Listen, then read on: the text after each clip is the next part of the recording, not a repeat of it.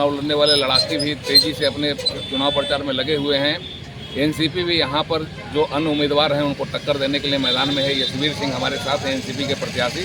आइए उनसे जानते हैं मुद्दा क्या होगा और किस मुद्दे पर वे चुनाव लड़ेंगे, किस आधार पर वे अपनी जीत का दावा करते हैं, किस आधार पर जीत का दावा है। देखिए, हमारा मुद्दा है राष्ट्रवाद, और पूरे बोकारो में जो विकास की गंगा बहाएगी वह राष्ट्रवादी ही बहा सकती है।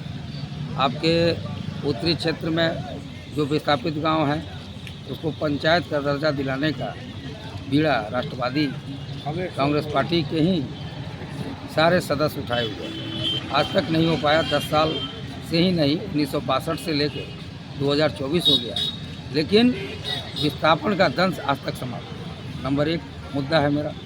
नंबर 2 मुद्दा है कि जो हमारे बोकारो विधानसभा में किसान हैं वो एकदम हताश हो चुके हैं, क्योंकि बरसात के समय में जो पानी होता है उससे मुट्ठी भर धान होता है, उसके बाद कोई भी किसानी का काम नहीं होता है, जबकि खेत वही है।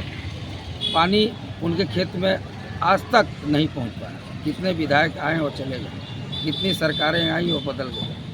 तो राष्ट्रवादी कांग्रेस पार्टी का दूसरी प्राथमिकता है कि बोकारो विधानसभा के अंतर्गत जितने भी गांव हैं खेत खलियान हरा भरा रहे और किसान हमारे अच्छा से काम करके और उपार्जन करें, अपना घर परिवार चलाएं।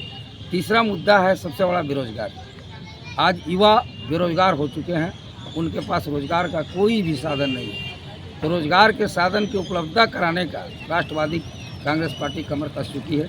जितना भी बियाडा में कल कारखाना बंद है, टाटा के तर्ज पर, भिलाई के तर्ज पर कल कारखाना नया खुले, जिसमें हमारे बेरोजगार भाई लोग अपना नियोजन पा सकें, और साथ ही साथ कुटीर उद्योग, लघु उद्योग और जो भी संसाधन व्यवस्था किया जाए बेरोजगारों के लिए वह कर रहा हो।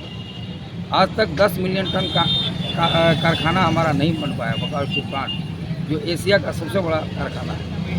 अगर इसमें 10 मिलियन टन हुआ रहता और सारे बेरोजगार भाइयों का उसमें नियोजन हो जाता, क्योंकि इस नियोजन के लिए कोई भी पार्टी तैयार ही नहीं है, ना बोलना चाहती है।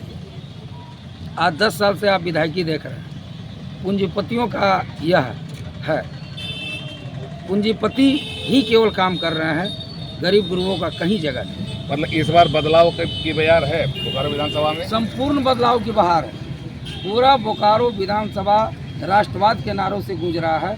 राष्ट्रवादी घर घर पहुंच रहे हैं, क्योंकि राष्ट्रवादी की नज़र में पूरा बोकारो विधानसभा में जितने लोग हैं 5,84,824 वोटर सब राष्ट्रवादी हो गए हैं। वो विकास चाहते हैं। चोर और सिपाही का खेल वो देख चुके हैं, और मैया योजना, गोगो योजना, और ये तो जनता की गाढ़ी कमाई का पैसा सरकारी फंड से दिया जाता है, तो वो तो मिले हमारे बोकारो वासियों को, मिले सुविधा, लेकिन बोकारो वासियों को तो स्वास्थ्य भी मिलना चाहिए ना। बोकारो वासियों को साफ़ सुथरा शहर भी मिलना चाहिए। चास की स्थिति है कि जब बरसात होता है तो पूरा ड्रेनेज भर जाता है, घर में पानी घुस जाता है।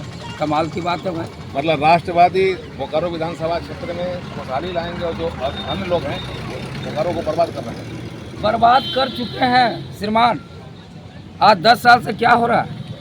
आप बोलते हैं कि हम ये आपका मेडिकल कॉलेज खोल रहे हैं। मेडिकल कॉलेज आपका उक्रीद का जो 5,000 एकड़ विस्थापित भाई लोग दिए, जो उक्रीद पंचायत है उस पर मेडिकल कॉलेज का निर्माण हो रहा है। तो वहाँ जो निर्माण हो रहा है, निर्माण की प्रक्रिया जो चल रही है, उसमें कितना बड़ा दलाली चल रहा है, कमीशन खोरी चल रहा है, इसकी जानकारी आप लोग को स्वतः है। लेकिन आज तक बोकारो स्टील प्लांट जो विस्थापन का दंश झेल रहा है उक्रीद बस्ती, उसमें ना लाइन दिया, ना शुद्ध पानी दिया।